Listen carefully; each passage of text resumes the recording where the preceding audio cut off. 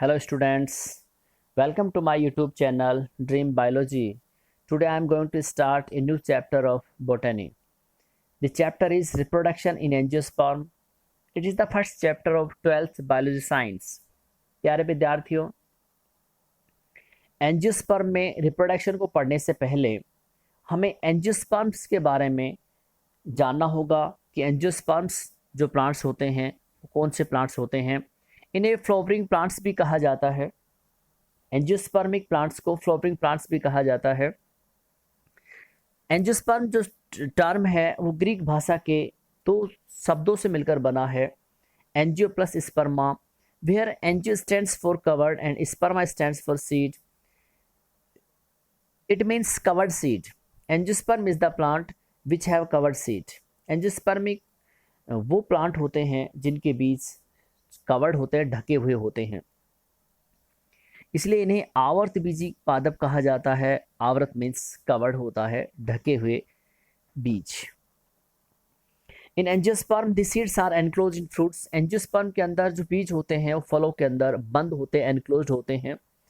Actual में जो seeds होते हैं वो फर्टिलाइज्ड ओव्यूल होता है एंड जो फ्रूट्स होते हैं वो फर्टिलाइज्ड ओवरी होता है। प्यारे विद्यार्थियों, मैं अब आपको बता दूं कि प्रकृति में पाए जाने वाले जितने भी प्लांट्स हैं उन प्लांट्स में सबसे बड़ा जो ग्रुप है वो एंजियोस्पर्मिक प्लांट्स का है, क्योंकि इनके अंदर सबसे ज़्यादा एडेप्टेबिलिटी पाई जाती है। इनके अंदर हर प्रकार के जो एनवायरमेंटल कंडीशंस होती हैं उनके अंदर ग्रो करने की इनके अंदर एक कैपेबिलिटी पाई जाती है, एक क्षमता पाई जाती है। इस कारण से ये प्रकृति में पाए जाने वाले जितने भी प्लांट्स हैं उनका सबसे बड़ा ग्रुप है। सबसे अत्यधिक जो मोस्ट डोमिनेंट प्लांट है, सबसे अत्यधिक जो प्रभावी प्लांट रहे हैं वो भी एंजियोस्पर्म्स ही रहे हैं। ये हर प्रकार की एनवायरमेंटल कंडीशन में पाए जाते हैं। ये हाइड्रोफाइट भी हैं, जीरोफाइट भी हैं और मीजोफाइट भी हैं। हाइड्रोफाइट वो प्लांट होते हैं जो वाटर के अंदर पाए जाते हैं, जीरोफाइट वो प्लांट होते हैं जो डेजर्ट में पाए जाते हैं, एंड मीजोफाइट वो प्लांट होते हैं जो नॉर्मल लैंड के अंदर ग्रो करते हैं, सर्वाइव करते हैं या पाए जाते हैं। प्यारे विद्यार्थियों, मैं आपको बता दूं कि इनके जो सीड्स होते हैं वो इडिबल सीड्स होते हैं। इनके जो बीज होते हैं वो खाने योग्य होते हैं, हम खा सकते हैं, इसलिए हमने इनको सेलेक्ट किया। सेलेक्ट करने के पीछे न केवल बीजों का खाना ही था बल्कि इनकी एक ब्यूटी भी थी, जो ब्यूटी इनके फ्लावर्स की वजह से आती है। जैसा कि हमने पहले बताया कि इनको फ्लावरिंग प्लांट्स भी कहा जाता है। तो फ्लावर्स आप जानते हैं, जैसे हम कहीं पर मंदिरों के अंदर हम जाते हैं वहाँ पर, या कोई भी हम ये कहें कि जो रिलीजियस जो प्लेस होता है, धार्मिक जो स्थान होता है, वहाँ पर हम देवी देवताओं को पुष्प अर्पित करते हैं। फ्लावर्स किसी भी स्थान की ब्यूटी को एनहेंस करते हैं, बढ़ाते हैं। ये दूसरा कारण था। तीसरा कारण ये है कि इनको हम फूड के रूप में, फोडर के रूप में, यानी चारे के रूप में, फ्यूल ईंधन के रूप में, मेडिसिन के रूप में भी हम इनका उपयोग करते हैं। ये इनका एक इकोनॉमिक इम्पोर्टेंस भी है। और कुछ इम्पोर्टेंट ऐसे प्रोडक्ट हैं जिनका कॉमर्शियली यानी व्यावसायिक तौर पर इस्तेमाल किया जा रहा है। इनमें वैसे तो फैमिलीज काफ़ी पाई जाती हैं, लेकिन मोस्ट इम्पोर्टेंट तीन फैमिलीज का मैं यहाँ पर चर्चा करना चाहूँगा। Gramineae family, Leguminosae family and Solanaceae family. Gramineae family के अंदर टोटल अनाज आते हैं, लेगुमिनेसी फैमिली में टोटल दालें आती हैं, एंड सोलेनेसी फैमिली के अंदर आलू, tomato, potato, tomato and chilli, आलू, टमाटर, मिर्च, ये सब आते हैं। और इसलिए इस एंजियोस्पर्मिक प्लांट का हमारे लिए इकोनॉमिक इम्पोर्टेंस बहुत ज़्यादा है। ये भी एक दूसरा कारण है। तो हम अब मैं आपको बता दूं कि जो सबसे स्मॉलेस्ट जो एंजियोस्पर्म जो होता है, या सबसे छोटा जो एंजियोस्पर्मिक जो प्लांट होता है वो वुल्फिया होता है। एक हाइड्रोफाइट है। ये जल के अंदर पाया जाता है और इसकी अगर हम कंडीशन देखें तो ये फ्री फ्लोटिंग कंडीशन के अंदर पाया, अर्थात मुक्त प्लावी अवस्था के अंदर पाया जाता है। ये पानी में स्वतंत्र रूप से तैरता रहता है। इसका जो साइज होता है 0.1 mm होता है। ये सबसे छोटा एंजियोस्पर्मिक प्लांट होता है। और अगर हम लॉन्गेस्ट एंजियोस्पर्मिक प्लांट की बात करें तो वो एक मिर्टेसी कुल का एक प्लांट है जिसको हम यूकैलिप्टस रेगेंस कहते हैं, जिसकी हाइट 375 फीट है। अगर हम मीटर में कैलकुलेट करें तो 114 मीटर्स का ये प्लांट है। ये सबसे बड़ा प्लांट एंजियोस्पर्मिक प्लांट है। अगर हम इसके अलावा हम आपको बता दें कि इसके कुछ अलग कुछ लक्षण भी हैं, कुछ अलग विशिष्ट गुण भी हैं इन आवृतबीजी पादपों का। इसके अंदर अल्टरनेशन ऑफ जनरेशन अर्थात पीढ़ी एकांतरण पाया जाता है। प्यारे विद्यार्थियों, मैं आपको बता दूं कि पीढ़ी एकांतरण से तात्पर्य क्या है, क्या अर्थ होता है पीढ़ी एकांतरण का। इसमें स्पष्ट रूप से दो पीढ़ी पाई जाती है। एक पीढ़ी है बीजाणुद्भिद और दूसरी पीढ़ी है युग्मकोद्भिद। दो पीढ़ी इसके अंदर पाई जाती है, एक बीजाणुद्भिद पीढ़ी है, एक युग्मकोद्भिद पीढ़ी है। तो जो बीजाणुद्भिद पीढ़ी होती है वो डिप्लॉयड होती है, यानी द्विगुणित होती है, और जो युग्मकोद्भिद पीढ़ी होती है वो अगुणित होती है। युग्मकोद्भिद जो पीढ़ी है वो अगुणित होती है। तो गुणिता के हिसाब से आपको बता दूं कि डिप्लॉयड और हैप्लॉयड जो कंडीशन है वो क्या है। Diploid cells contains 2 complete sets of chromosomes. Diploid cell द्विगुणित सेल्स वो होती हैं जिसके अंदर गुणसूत्र के 2 पूर्ण सेट यानी समुच्चय होते हैं। अर्थात जैसा हम जानते हैं कि जब भी अगर हम ह्यूमन की बात करें तो ह्यूमन में जब चाइल्ड का फॉर्मेशन होता है, फर्टिलाइजेशन होता है, तो 1 सेट ऑफ क्रोमोसोम्स फादर से आता है और 1 सेट ऑफ क्रोमोसोम्स मदर से आता है। Then the cell becomes zygote, and zygote जो होता है जिसको युग्मनज कहते हैं वो 2n होता है। 2n मीन्स डिप्लॉयड कंडीशन में होता है। तो उसके अंदर कंप्लीट 2 सेट्स ऑफ क्रोमोसोम्स होते हैं, इसलिए वो 2n होता है। और जिसके अंदर केवल एक ही सेट ऑफ क्रोमोसोम्स पाया जाता है, जिस सेल्स के अंदर केवल 1 सेट ऑफ क्रोमोसोम्स पाया जाता है, तो उसको हम कहते हैं हैप्लॉइड कंडीशन, यानी कि अगुणित अवस्था। और जैसा हम जानते हैं अगर ह्यूमन की बात करें तो ह्यूमन में स्पर्म होता है, ओवा जिसको एग कहते हैं वो एन होता है। और ड्यूरिंग फर्टिलाइजेशन जब स्पर्म और एग के अंदर फर्टिलाइजेशन होता है तो एन मिल करके 2n बन जाता है। तो और जो 2n जो बनता है वो जायगोट होता है। जायगोट द्विगुणित अवस्था में होता है। इसी प्रकार से प्लांट्स की बात करें तो प्लांट्स में जो मेन प्लांट्स होता है वो एक स्पोरोफाइटिक पीढ़ी को, जिसको हम बीजाणुद्भिद पीढ़ी कहते हैं, उसको निरूपित करता है, उसको दर्शाता है। और स्पोरोफाइटिक पीढ़ी की जो मुख्य पहचान होती है, एक तो ये डिप्लॉयड होता है, अर्थात इसमें मैं कहूँ 2 कंप्लीट सेट ऑफ क्रोमोसोम्स पाए जाते हैं। और ये एक लॉन्ग लिव्ड एक स्टेज होती है, अर्थात लंबे समय तक दीर्घजीवी होता है। ये दीर्घजीवी होता है, लंबे समय तक ये सरवाइव करता है। ये 3 चीज़ों के अंदर डिवाइड होता है। एक अगर हम बात करें इसमें रूट के अंदर डिवाइड होता है, सूट के अंदर होता है और लीव्स के अंदर ही डिवाइड होता है। और जब ये स्पोरोफाइटिक जो पीढ़ी है ये धीरे धीरे ग्रो करती है, मैच्योरिटी की तरफ जाती है, तो इस समय इसके अंदर पुष्प का विकास होता है स्टेम के ऊपर। और पुष्प जब बनता है तो आप जानते हो कि आवृतबीजी पादपों का प्रमुख जो लक्षण होता है वो पुष्प होता है। और पुष्प एक मैन रिप्रोडक्टिव ऑर्गन होता है, क्योंकि पुष्प के अंदर ही मेल और फीमेल जो ऑर्गन होते हैं वो पाए जाते हैं। और पुष्प के अंदर मेल और फीमेल गैमेट्स का निर्माण होता है। और जब पुष्प के अंदर मेल और फीमेल गैमेट्स का निर्माण होता है तो वो प्लांट्स दूसरी पीढ़ी को दर्शाता है। और जो दूसरी पीढ़ी है वो गैमेटोफाइटिक पीढ़ी कहलाती है, यानी उस पीढ़ी को हम युग्मकोद्भिद पीढ़ी कहते हैं। और जो स्पोरोफाइटिक जो पीढ़ी होती है, जैसा मैंने पहले बताया आपको, स्पोरोफाइटिक जो पीढ़ी होती है वो लॉन्ग लिव्ड एक स्टेज होती है, लंबे दीर्घजीवी अवस्था होती है। और जो गैमेटोफाइट जो पीढ़ी होती है, युग्मकोद्भिद जो होता है अवस्था जो होती है वो एक शॉर्ट लिव्ड होती है, अल्पजीवी होती है। इसलिए जो गैमेटोफाइटिक जो एक जनरेशन होती है, स्टेज होती है, वो मेन जो प्लांट है, जो मुख्य प्लांट है, जिसको हम स्पोरोफाइटिक पीढ़ी कहते हैं, उसके ऊपर आश्रित होता है, ये उस पर डिपेंडेंट होता है। स्पोरोफाइटिक पीढ़ी मुख्य पादप होता है और गैमेटोफाइटिक पीढ़ी जो होती है वो मुख्य पादप के ऊपर डिपेंडेंट होती है, इसका कोई स्वतंत्र अस्तित्व नहीं होता है। तो प्यारे विद्यार्थियों, आप समझ गए होंगे कि क्या क्या विशिष्ट लक्षण हैं एंजियोस्पर्मिक प्लांट के। एंजियोस्पर्मिक प्लांट जैसे हमने बताया सबसे मोस्ट डोमिनेंट प्लांट है, सबसे अत्यधिक इसका अस्तित्व पृथ्वी पर पाया जाता है। इसके अंदर 2 स्टेज होती है, अल्टरनेशन ऑफ जनरेशन होता है।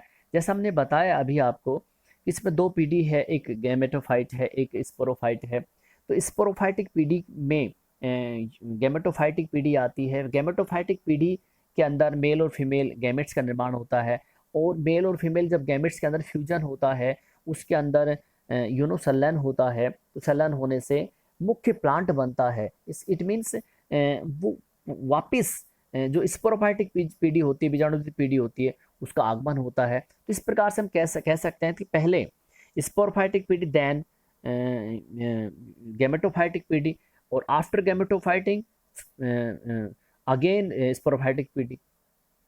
तो हम कह सकते हैं कि गैमेटोफाइटिक पीढ़ी, स्पोरोफाइटिक पीढ़ी, इनका जो आने का जो क्रम है वो अल्टरनेट क्रम में होता है, एकांतर क्रम में होता है, लगातार नहीं आते, एक के बाद एक आते हैं। तो हम समझ सकते हैं कि क्या क्या विशिष्ट लक्षण होते हैं इस पर एंजियोस्पर्मिक प्लांट के। अब हम आते हैं जनन पर, रिप्रोडक्शन पर, कि जो एंजियोस्पर्मिक जो प्लांट होता है उसमें 2 प्रकार का जनन होता है। एक एसेक्सुअल अलैंगिक जनन होता है, और दूसरा जो होता है वो लैंगिक जनन होता है। अलैंगिक जनन और लैंगिक जनन, आप जानते हैं कि ऐसा जनन जिसमें मेल और फीमेल गैमेट्स की भागीदारी होती है वो लैंगिक जनन होता है, जिसको सेक्सुअल रिप्रोडक्शन कहते हैं। और जिसके अंदर मेल फीमेल गैमेट्स की एक कंट्रीब्यूशन नहीं होता, वो रिप्रोडक्शन एसेक्सुअल रिप्रोडक्शन होता है। तो पहले हम एसेक्सुअल रिप्रोडक्शन के बारे में पढ़ेंगे, अलैंगिक जनन। प्यारे विद्यार्थियों, मैं आपको बता दूं कि जो अलैंगिक जनन होता है, एसेक्सुअल रिप्रोडक्शन, जनन का वह प्रकार जिसमें युग्मकों का निर्माण, अर्धसूत्र विभाजन और अर्धसूत्रण युग्मकों संलयन नहीं होता, अलैंगिक जनन या एपोमिक्सिस कहलाता है। तो ध्यान दीजिए, मैं आपको बता दूं, एक ऐसा जनन, ऐसा रिप्रोडक्शन जिसमें फॉर्मेशन ऑफ गैमेट्स अर्थात युग्मकों का निर्माण नहीं होता, ये ध्यान दीजिए, युग्मकों का निर्माण नहीं होता, अर्धसूत्री विभाजन भी नहीं होता, क्योंकि आप जानते हैं कि जब अर्धसूत्री विभाजन होगा तो गैमेट्स फॉर्मेशन होगा। इसके अलावा युग्मकों का संलयन नहीं होता, और युग्मकों का संलयन जो है उसको सिनगेमी कहते हैं। जैसे मेल गैमेट और फीमेल गैमेट दोनों फ्यूज होंगे, दोनों का संलयन होगा, वो अवस्था सिनगेमी कहलाएगी। और मैं आपको बता दूं कि सिनगेमी या फ्यूजन ऑफ 2 गैमेट्स जो होता है वो केवल सेक्सुअल रिप्रोडक्शन में होता है। एसेक्सुअल रिप्रोडक्शन यानी अलैंगिक जनन में ऐसा नहीं होता है। तो ऐसा रिप्रोडक्शन जिसके अंदर फॉर्मेशन ऑफ गैमेट्स, युग्मकों का निर्माण नहीं होता, अर्धसूत्री विभाजन या जिसको मियोसिस कहते हैं वो नहीं होता, और युग्मकों का संलयन, फ्यूजन ऑफ गैमेट्स नहीं होता, वो रिप्रोडक्शन एसेक्सुअल रिप्रोडक्शन कहलाता है, जिसको हम एपोमिक्सिस या असंग जनन भी कह सकते हैं। इस प्रकार के प्रजनन के फलस्वरूप उत्पन्न संततियां जेनेटिकली जनक पौधे के समान होती है, क्योंकि हम जानते हैं कि यदि किसी भी जनन में फॉर्मेशन ऑफ गैमेट्स नहीं होता है, मियोसिस नहीं होता है और युग्मकों का संलयन नहीं होता है, तो उनके जो जीन हैं, उनके जो क्रोमोजोम्स हैं, उनका सेपरेशन नहीं होता है, और वो इस प्रकार से मुख्य प्लांट या मैं ये कहें कि जो डॉटर सेल्स होती हैं उनके अंदर नहीं, वो गुणसूत्र का ट्रांसफर नहीं होता है। इसलिए हम कह सकते हैं कि एसेक्सुअल रिप्रोडक्शन में ये 3 चीजें नहीं होती, युग्मकों निर्माण नहीं होता, अर्धसूत्र विभाजन नहीं होता और युग्मक संलयन नहीं होता, तो ये तीनों चीज़ों नहीं होने से जो भी संतति का निर्माण होगा, जो भी मैं कहूँ ऑफ स्प्रिंग्स जो बनेगी, वो जेनेटिकली जो मदर प्लांट है, मुख्य पादप है या पेरेंट जो प्लांट होता है उसके समान होगा। अगर किसी जनन में, किसी रिप्रोडक्शन में अगर गैमेट्स का निर्माण होता है, मियोसिस होता है और सिनगेमी होता है। सिनगेमी का मतलब जैसा मैंने बताया आपको, फ्यूजन ऑफ गैमेट्स, युग्मकों का संलयन होता है, तो उसमें जो बनने वाली संतति है वो जनक पौधे के एकदम विपरीत होती है। तो हम यहाँ पर हम कहना चाहेंगे कि जो अलैंगिक जनन जो होता है इनमें, वो अलैंगिक जनन से बनने वाली जो संतति होती है वो जनक पौधे या मात्र पादप के बिल्कुल समान होती है, एकदम समान होती है, हूबहू होती है। इसलिए जब भी किसी प्लांट्स का क्लोन बनाया जाता है तो एसेक्सुअल रिप्रोडक्शन की मदद ली जाती है। तो अब हम पढ़ते हैं कि एंजियोस्पर्म के अंदर जो एसेक्सुअल रिप्रोडक्शन होता है वो दो प्रकार का होता है। पहला है एगैमोस्पर्मी। ध्यान दीजिए, इसको हिंदी में एनिसेक बीजता कहते हैं। ए स्टैंड्स फॉर, एगैमोस्पर्मी जो वर्ड है 3 शब्दों से मिलकर बना है, a plus gamos plus sperma. A stands for without, gamos stands for fertilisation and sperma stands for बीज। Sperma stand for seed, we can say seed. Without fertilization, formation of seed. Agamospermy is a kind of asexual reproduction. Agamospermy एनिसेक बीजता एक प्रकार का अलैंगिक जनन है, in which जिसमें formation of seeds is done without fertilisation, जिसमें बीज का निर्माण जो होता है बिना निषेचन के होता है। यानी कि हम कह सकते हैं कि फर्टिलाइजेशन नहीं होता, फ्यूजन ऑफ गैमेट्स नहीं होता, मियोसिस नहीं होता और बीज का निर्माण होता है, तो वो एगैमो एनिसेक बीजता कहलाती है। ये पहला टाइप्स है इसका। इसके बाद हम बात करते हैं वह प्रक्रिया जिसमें बीज का निर्माण तो होता है किंतु बीज में उपस्थित भ्रूण के निर्माण में युग्मकों का संलयन नहीं होता। इसमें थोड़ा ध्यान दीजिए कि एगैमोस्पर्मी एक ऐसी अलैंगिक जनन का प्रकार है जिसमें बीज का निर्माण तो होता है किंतु बीज में उपस्थित भ्रूण के निर्माण में युग्मों का संलयन नहीं होता, और जब युग्म का संलयन नहीं होता तो मियोसिस नहीं होता और युग्म संलयन के बीज का निर्माण बिना अर्धसूत्रण एवं युग्म संलयन के बीज का निर्माण एनिसेक बीजता कहलाता है। ये बीज जननक्षम होते हैं, यानी इनके अंदर जनन करने की क्षमता होती है। तो प्यारे विद्यार्थियों, समझ गए होंगे आप कि एगैमोस्पर्मी एक अलैंगिक जनन की वह विधि होती है, वह प्रकार होता है जिसमें बिना निषेचन के बीज का निर्माण होता है। इसमें युग्मक संलयन नहीं होता है, मियोसिस नहीं होता है और बीज का निर्माण होता है। तो बिना निषेचन के बीज का निर्माण होना एगैमोस्पर्मी एनिसेक बीजता कहलाती है। इस टाइप के जो बीज होते हैं, सीड्स होते हैं, वो जननक्षम होते हैं, अर्थात हम ये कहें उनके अंदर एक जनन करने की क्षमता होती है। दूसरा जो अलैंगिक जनन का प्रकार है वो है कायिक जनन। कायिक जनन, जैसा कि नाम से ही आप समझ गए होंगे कि कायिक का मतलब वेजिटेटिव प्रोपगेशन, कायिक प्रवर्धन। यानी कि प्लांट्स के, जैसा कि हम जानते हैं कि प्लांट्स के मुख्य जो कायिक पार्ट होते हैं, वेजिटेटिव जो पार्ट होते हैं, वो रूट होता है, स्टेम होता है, लीफ होता है।